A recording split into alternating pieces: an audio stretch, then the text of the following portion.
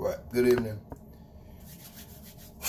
Graham Elwood brought this to my attention, actually. I had not heard about this. This is an example of following people that you don't really watch on a regular basis. He's not my cup of tea. He's kind of a comedy, ha ha ha, he guy. He's kind of a populist guy, I guess. You know, he's a comedian. Funny guy. But just because you don't necessarily listen to him every day, doesn't mean you stop following him. So, Afghanistan papers reveal U.S. public were misled about unwinnable. Afghanistan papers reveal U.S. public were misled about unwinnable war. Interview with key insiders revealed damning verdict on conflict that cost 2,300 U.S. lives. Now, I want to start by saying this. Something over the last year, last couple of months or so, when these things come out like this, I always go back. I go back to old videos. I go back to old information, like a detective with a cold case file, and I look to see, does this prove WikiLeaks was right? Does this prove that someone I listened to was right? And I'm gonna do that tonight. We're gonna dig into this. I'm gonna dig into this, but I just want to start there. That I'm beginning to believe that WikiLeaks is the conscience of a society of the West. I mean, is there anything America won't do? We basically have Einstein's grouping operating in American armed forces at this point. But Einstein's grouping, special task forces in Germany. And what they did, they were under the SS. They would come in after the German army, the Heer, would come through, and they, take everybody in the ditch. They kill you. They beat you, put you in the church and burn the church down, and it was just general terrorism. And you had German generals who were like, hey, I don't have no control over it. I don't want these guys in my area, not because they were against it, but they were worried they would have to face charges eventually. They knew what was going on. They knew what was going on, basically. And they didn't want to have to face up to consequences eventually. So, you heard about cases where they would try to disarm a whole platoon, stuff like that. It wasn't like, oh, this is wrong, this is murder. It was like, no, I don't want the future, someone's going to look into it and realize this is a war crime. That to me is what the SS, what the SEALs, almost synonymous now in my mind. That's what they are. Why do I make that point? What people say, even if I have 100 occasions that I can show you, that's still but a small fraction of the work the SEALs have done. It does not matter. Doesn't matter. If you're telling me that you can prove war crimes were committed by American servicemen, and an investigation is done, and people are convicted, and the president says, wait a minute, I don't care about your law, fuck your law, move them out of there. And then later on, it's like, you know what, I'm going to pardon all of them. If you've got a president doing things like that, you don't have a system of laws anymore, folks. You know what gets me about this is, I remember when George Bush spoke about Rodney King, and conservatives said he shouldn't have done that. And I remember when Obama spoke about Trayvon Martin, and conservatives said he shouldn't have done that. Like they felt like, hey, you shouldn't be getting your business. Let the wheels of justice run free. Don't gum it up. And now you have conservatives doing the same thing they got mad at us for. They're no better. In fact, they're worse. Because those were just cases. I think it's dangerous. And I think it sets a very dangerous precedent to have a president say basically that I can just free anybody I want, regardless of what you say. That if I don't think they're guilty, they're not guilty. And people have said to me that they might be used as his private security or something. I don't know. I know he brought him on this stage and all that, but I just you're dealing with an SS. And if he goes back into SEALs, then I'll start saying it publicly that we now have an American SS. Oh yeah. Why do I make that point? This is how I look. This is how I look at it. If a person commits a crime and justice says this person committed a crime, and you have a president that goes in and says, well, yeah, maybe it was a crime, I don't care, he's pardoned, not showing any kind of proof that, well, you didn't show this or extenuating circumstances. If you've got that kind of stuff going on, you basically got carte blanche. Basically, U.S. servicemen have been sent the message, you do as much killing as you want. We don't care. There is no justice. None of that. That's what the firing of the Navy Secretary, that's what the message I got. I don't know about you guys. That's the message I got. Is that there's no justice in America anymore. And there's no justice in American armed forces either. That's done with, man. That's done. You know? You know, I remember when they went into Iraq, I remember reading books about how they were talking about how you had,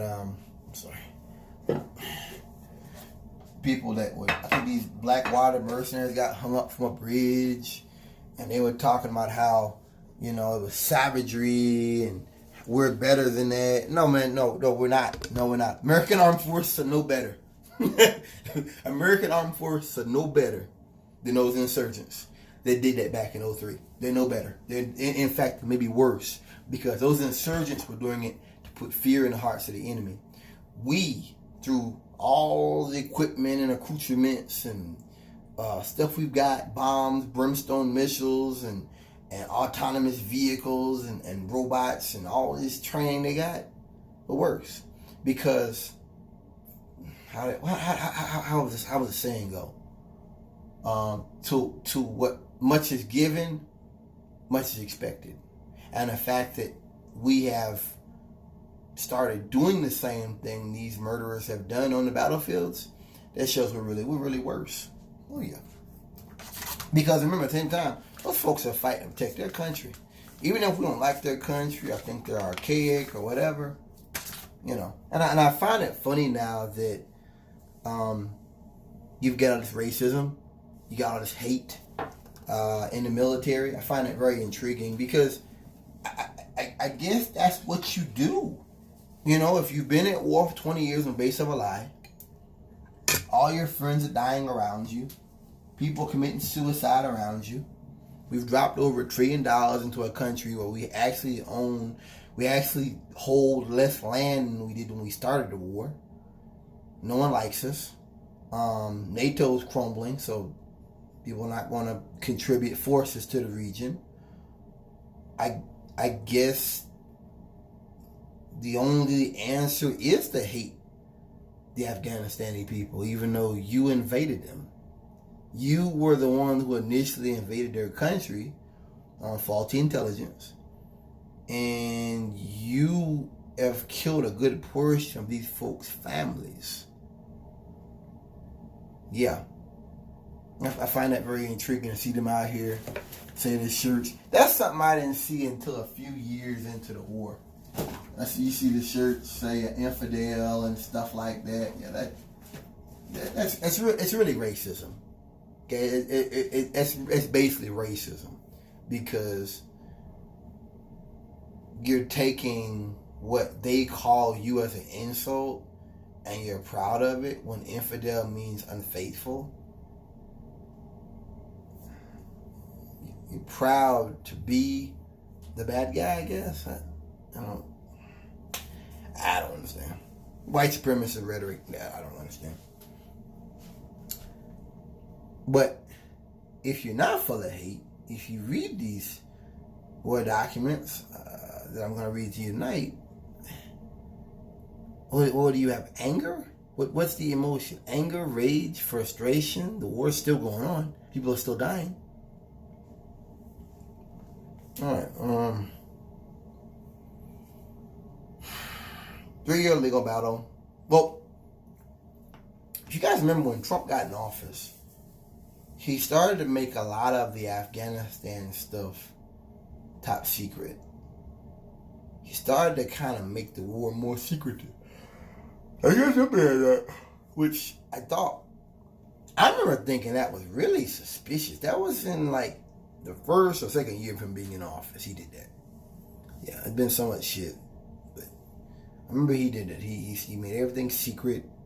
And he was trying to say that, basically learning from the lessons of Obama, that when you give your enemies intelligence publicly, that they act on it.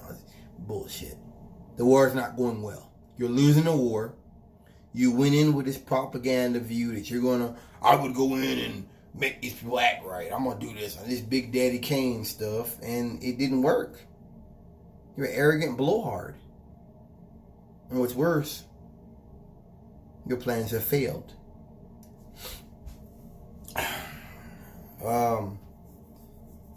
Collected by a Lessons Learned Project Officer, Special Investigator General of Afghanistan Reconstruction.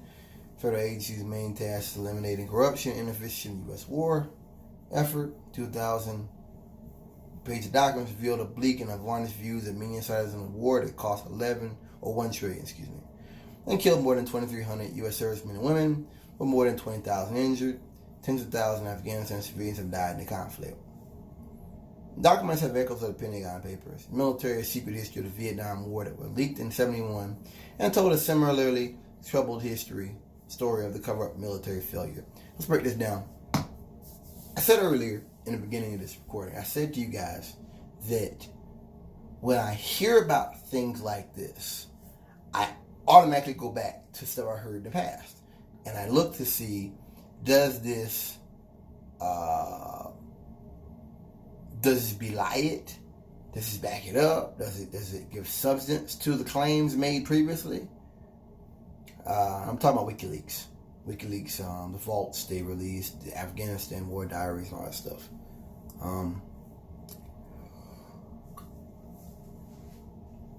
Sorry. Similarly troubling story of the corrupt military failure. I think what this kind of stuff proves to you is that the people who get so angry about WikiLeaks and Julian Assange and Edward Snowden and Bradley Manning and all that, I think what it comes down to is how you see America today. I am extremely embarrassed. Extremely embarrassed at the foreign policy America has chosen to take. I tell folks that when I meet people, foreigners, when I meet Europeans and all that, I tell them I'm gravely embarrassed, because I understand that if it wasn't for these wars, refugee crisis wouldn't even be a thing, ISIS wouldn't be a thing. These are things that come from rapidly destabilizing a region through proxy wars, through taking out people who weren't perfect, but who had somewhat of a framework of governance, like Gaddafi. These folks go in, they wreck these areas, and then they joke about it. Hillary joked about it. She said, we saw he died. That was funny to her. Yeah, it's funny to kill people who aren't threatening the United States. This is all a big joke. All a big joke. And they got all this slavery going on. Like I told my friend Chauncey earlier today, you have to understand the U.S. government funds terrorism. They've been doing it. Whether it be the Mujahideen back in '89, whether it be when the people they trained to go in there and take out Gaddafi, a lot of those folks were Al-Qaeda. We know this. We knew this then. You know, the lies told about how Gaddafi was giving his troops Viagra to rape people. Total lies. Total lies. And it just bothers me that it's like Americans just, this stuff comes out and it's like we just keep marching forward. It would be like if you had a guy that abused his wife and then was telling his wife in front of you, she's a bitch, and when I get out, I'm gonna beat her again. And she's like, and you're like, wait a minute, did you hear what he said? And she's like totally not even receiving the facts of what he just said. He just told you what he's gonna do to you. And you know what I mean? Like, this is pattern and practice. He's giving you what he's gonna do. What he's done in the past, what he's gonna do later, what he's gonna do again. You know, that's why I can't follow Western news. Can't follow Western media. It's hard for me to do that. Very hard. Because I understand at some point, this man is going to start another war. That's coming. We're going to have another Iraq war. Where it's going to happen, I don't know. I don't know if the Iran thing's going to happen because I've been hearing a lot of the stuff. But this man's going to start another war. That's going to happen. And we're going to just sit here and watch it. I understand what the SDS was talking about. I understand what the weathermen were talking about. You can't fix this system. And you can't fix these kind of people that run such a system. Like Bolton. Like Cheney. I mean, you ever sit down and you look at all the stuff they've done? Going back to the guy of CIA during Kennedy and LeMay, Curtis LeMay. I mean, you ever think about these guys and you realize these rich white men never face no punishment. They don't. Henry Kissinger, man, they don't face punishment. No, they get away with everything. And the whole world's like, if they come out the U.S., we're gonna lock them up. You know, the whole world's like realizing these people are monsters, and we just, nothing happens. Nothing happens. What is taking place between the Trump administration and Taliban? The U.S. debates whether to withdraw 13,000 troops to remain in Afghanistan.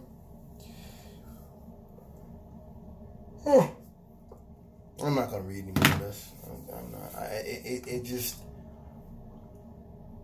sometimes it bothers me that so much what we've been told has been correct. Sometimes it bothers me. You know, like I told you, I've knew people that were protesting the Iraq War and things like that. And it's like, what was the point of it? What was the point of going out here and getting brutalized by fucked up, crooked ass police? What was the point of getting brutalized and all that? What was the point of it? You know? They're going to keep doing it. They're going to get away with it. The wars are going to continue. They ain't stopped yet. Like I said, my point I'm trying to make is just the fact that with this released, it's another reminder. When you're living within an unjust system, and when you're living within a system that is not held accountable by the general population, where you're at war for 20 years on the basis of a lie, and it comes out and they keep doing it. You can't use these traditional norms to prosecute that. That's kind of complicated to say that or whatever, but you can't do that. It would be like trying to use traditional police work to catch a fugitive. He's a fugitive. He's running. He's probably going to use violence to stay out of police custody. It's not like it's a crime and the guy is still going to work, but behaving normally, still on his normal schedule. You go pick him up when he's driving to work or something. He's a fugitive. You need to realize, I think this is all part of a rapidly destabilizing society. I say that very often with y'all. It's a part of that. That you have these things that come out that show you American government lied to American people. That the war wasn't going well. That these folks knew this then. I think these kind of things, that's why I always supported Snowden and all. I always supported them, always. Because I knew then that you didn't want to see this what really is. This what really is now. Hear me out. Do you want truth? Do you want truth and integrity? Do you want what Kennedy was talking about? Or do you want to be lied to? And all your tax money goes to these wars as wages remain stagnant. You know what I mean? The minimum wages remain the same for the last, 5-10 years and stuff like that. And all these people, all these companies are leaving America, but you're spending all this money in war. And then it gets to these white supremacists. They talk about how, all they want to support is gay people and all that. I find it very intriguing to hear that. I really do. That it's like any kind of social spending automatically goes to gay people. I find that very intriguing. I mean, we're looking at bridges falling in the water, Medicare falling behind in many states. We're looking at infrastructure collapse. I think I told you guys about a lawsuit in Alabama where they had I think some kind of ringworm or something in the water, and people were saying the state didn't do anything to stop it. And I find it funny, these guys, they don't talk about none of that. They just talk about gay people and men wearing dresses. There's a fixation with the right on gay men. Oh yeah. There's definitely a fixation. I've seen that a lot. Anytime anyone was talking about social spending or let's put that money back into the community, bail out the people. Oh, they want faggots. And it gets me because it's almost like these fascists really kind of glorify or worship income inequality. They worship disproportionate sentencing for blacks. They worship women not being paid a fair wage. They worship the prison pipeline. They worship pollution. It's like everything in society that disproportionately hurts the working class, they love it. And I'm here to let you know, white man, that's really how you feel. You're losing. I mean, just the fact that Bernie Sanders is up there talking about the things he's talking about, and people support him the way they do, I think that makes that point very clear that you're losing. You're losing on every front. And people might say, well, he's not going to win. You're not saying doesn't win. Look at the things he talked about in 2016. And look at how everybody now is saying the things he said back then. That progressive shift is only going to continue. Whether Trump is impeached or not, whether Bernie Sanders wins or doesn't. It's irrelevant. And that's why I should do a video on that one day. That's why I always tell you guys about crackers and climate change. These are the people who supported DDT spraying. These are the folks who supported asbestos. These are the folks who were teaching that cigarette smoking was fine for kids and fought against that on a Surgeon General packet. These are the folks who think that racism is free speech. These are the folks who go to Emmett Till's memorial sign and shoot it up and do propaganda speeches in front of it. These are those people. They've always been wrong. Bar none. They've always been wrong. Silent Spring. They called that lady a communist. And now we know all about endocrine disruptors. We know that stuff's fact. The things she's talking about, them with pollutants and all that. It's amazing how these white men they're really motivated by hate. Even when the things they are defending don't help them. See, I was a libertarian. I was never a conservative. Let's start by this for a second. I'm going to end it here. I was a libertarian. I was a conservative, but I was always against the war.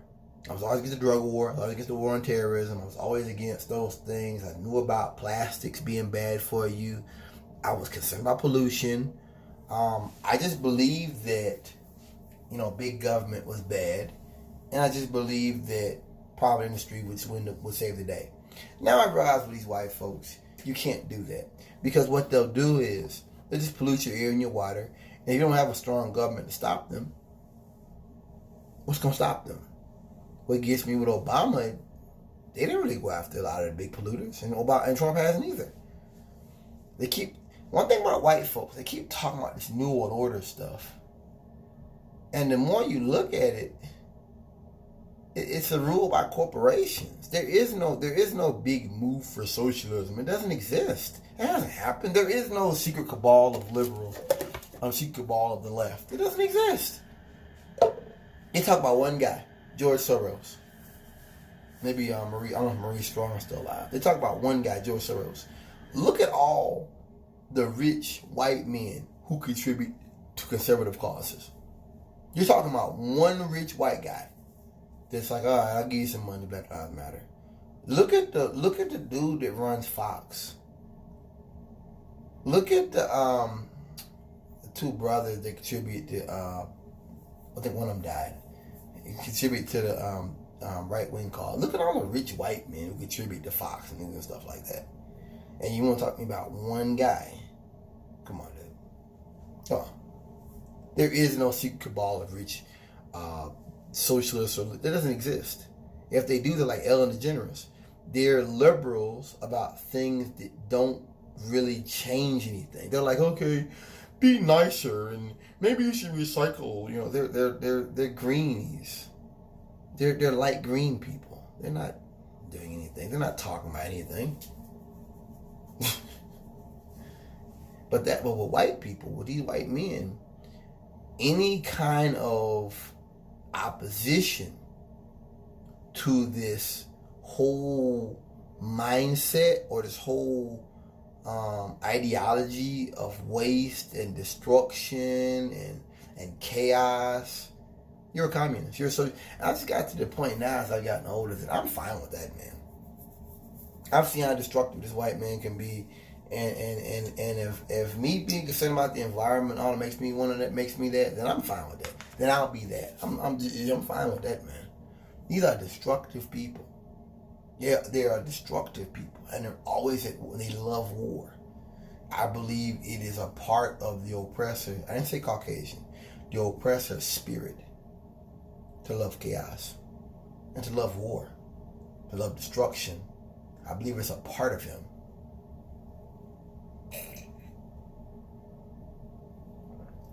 Peace out.